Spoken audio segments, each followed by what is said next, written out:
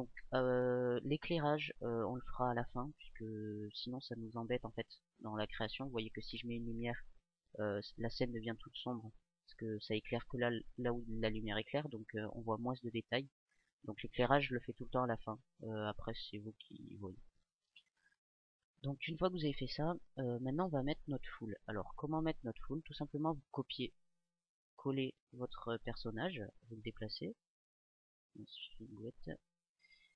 Alors vous le déplacez. Là ici vous le mettez sur le sol, donc vous enlevez 100. Donc une fois qu'il est bien placé, alors on va le mettre, même si vous verrez, on va changer ça après. Passe au DJ. Alors pour la texture on le changera après, hein, il n'y a pas de souci, on peut même le changer maintenant. Allez hop, on va mettre celui-là, pif, voilà. Donc on change la texture, on met là, voilà. Alors vous me direz que si on doit copier-coller chacun des personnages pour que ça fasse une foule, on y est encore, hein. Donc il y a quelque chose de bien, donc le cloneur, qui est dans mon graphe, cloneur. Vous glissez en fait votre personnage à l'intérieur. Ah oui, il y a un raccourci, si je me rappelle bien, vous sélectionnez votre personnage, vous faites Alt et vous cliquez et il le met directement à l'intérieur. Bon, c'est un petit raccourci, ça vous évite ensuite de le glisser à l'intérieur. Enfin, voilà. Donc là, vous voyez qu'il a cloné notre personnage sur la hauteur. Il va continuer à me faire ce message, je pense. Donc ça nous l'a cloné sur la hauteur. Alors nous, ce qu'on veut, c'est qu'il nous fasse en fait un carré, comme ça, de personnages. Alors tout simplement, à ce niveau-là, dans Objet, vous mettez Mode, Répartition sur la grille. Alors là, il nous fait dans les 3 directions. Donc tout simplement, à ce niveau-là, mettre juste 1, et vous voyez que il nous fait qu'une seule ligne en hauteur. Alors après, ici, on va augmenter. Ouais, ça va. Ouais, on va rester sur du 1000. 1000, hop, on va le reculer un peu. Oui, ça fait vide, hein, vous inquiétez pas, on va le changer après. Et là, ensuite, vous réglez votre nombre de personnes à ce niveau-là. Alors, bon, essayez qu'ils ne se rentrent pas dedans, ce serait mieux, voilà. Et là, ici aussi, on va en mettre 6. Alors, évitez de faire des trucs immenses avec 25 millions de personnages, parce que ça va laguer énormément. Donc là, vous voyez que si je veux, par exemple, hop, toc, lui faire lever le bras, vous voyez que ça va laguer beaucoup plus que s'il y avait qu'un seul personnage. Donc, ce que je vous conseille pour le moment, c'est de ne pas le faire en fait. Enfin, je sais plus où j'en suis. Ce que je vous conseille pour le moment, c'est de pas mettre trop de personnages, de pas faire des grands trucs de 2000 sur 2000 avec plein de personnes. Surtout si vous avez une machine pas très puissante, enfin, vaut mieux éviter. Donc une fois que vous avez tout ça, alors vous allez me dire, ils ont tous la même texture, ils ont tous la même pose, ça fait plus armée coréenne que autre chose. Euh, donc comment faire? Ben, tout simplement, déjà on va mettre un effecteur random, voilà, randomisation. Donc un effecteur randomisation qui va faire que tous nos personnages en fait vont se déplacer. Donc bah, je vais vous montrer tout simplement, ce sera plus facile à comprendre. Voilà, donc effecteur, non c'est paramètres. Donc la position, ils vont tous se déplacer aléatoirement de 0 à 50 cm autour d'eux. Alors en Y, on va éviter parce que des personnages qui passent à travers le sol, c'est pas cool. Et après, on va laisser ça comme ça. Donc normalement, ils se touchent pas avec 50. Ouais, vous voyez que il y en a qui sont beaucoup plus proches, mais aucun ne se touche. Et ensuite, on va imaginer qu'ils sont pas vraiment un concert, mais plus dans une boîte de nuit. Donc, on va pas tous regarder le DJ dans une boîte de nuit. Donc, tout simplement leur donner une rotation à 360 degrés. Alors, je sais plus si c'est, voilà, une rotation à 360 degrés, donc qui fait genre qu'il y en a qui se regardent, il y en a qui dansent tout seuls, enfin voilà. Et ça fait un peu plus fouillis. Donc si vous avez envie, vous pouvez rajouter des personnages après. Moi, comme je vais prendre une scène où on voit que ceux quasiment de devant, j'en ai pas énormément besoin. Donc une fois que que cela est fait, on va s'occuper des textures et ensuite de la pose des personnages. Donc on va commencer par la pose déjà.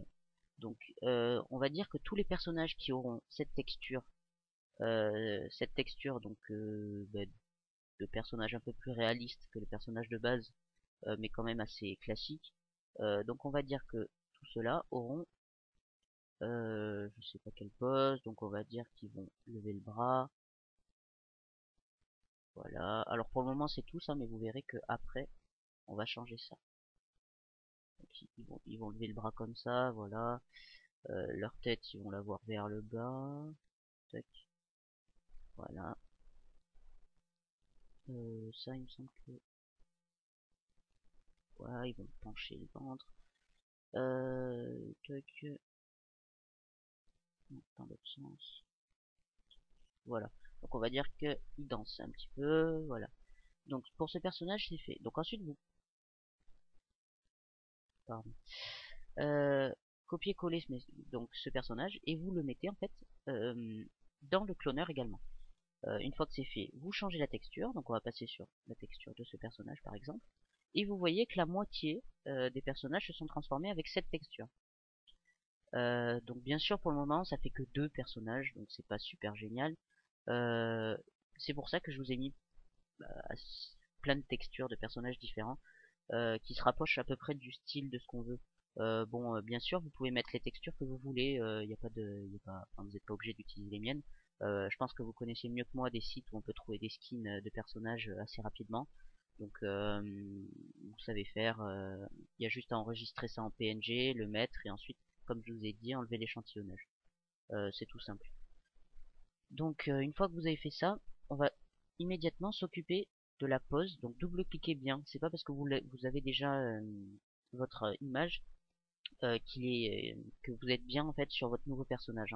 Hein. Si je me mets ici, regardez, si je clique une fois ici, que je veux bouger une main, tac, ça va être celle, voilà, du personnage d'en dessous. Donc, faut faire gaffe, faut bien cliquer 2 fois à ce niveau-là pour bien sélectionner notre nouveau personnage.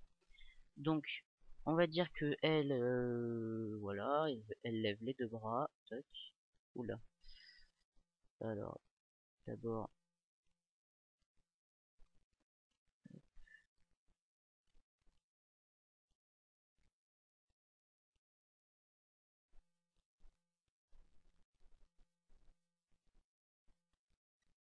c'est moi où il y a des petits soucis de bras là. Ok. Euh, voilà. On va remettre à 0. Si ça vous arrive, vous pouvez le faire directement dans les coordonnées. Parce que des fois, on sait plus trop où on en est au niveau des bras. Donc voilà. Alors, une fois que ça c'est fait, bon, on va dire que elle, par contre, hop, elle est un peu penchée, mais droite. Voilà. Puis on va dire que... Non, dans l'autre sens. Elle a une jambe en l'air. Voilà. Donc une fois que ça c'est fait, bah pareil, CTRL-C, CTRL-V, vous glissez à ce niveau-là. Donc là vous voyez que on a beaucoup plus de roses maintenant, puisqu'il y en a 2 que de personnages comme ça. Donc vous glissez. Alors il faut savoir quelque chose, le personnage qui est le plus au-dessus va toujours avoir plus de population que le personnage en dessous. Donc si vous voulez par exemple que tel personnage soit plus représenté qu'un autre. Donc moi, tout en haut, je vais mettre le personnage de base, puisque ça choque moins de voir beaucoup de personnages comme ça que beaucoup de personnages roses, par exemple. Euh, donc, on a ce nouveau personnage.